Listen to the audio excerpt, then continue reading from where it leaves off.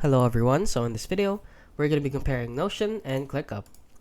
So, if you don't know what these two are, Notion is an all-in-one workspace for note-taking, databases, wikis, and lightweight project management.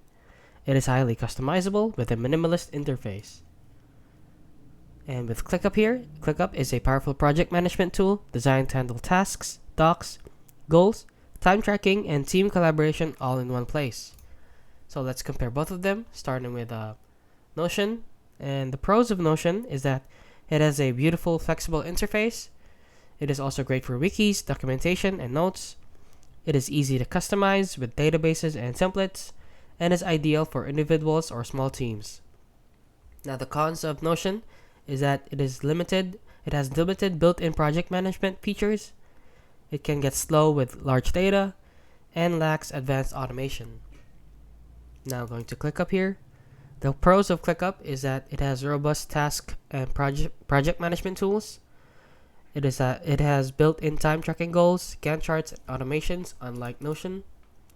It is scalable for large teams and highly customizable workflows.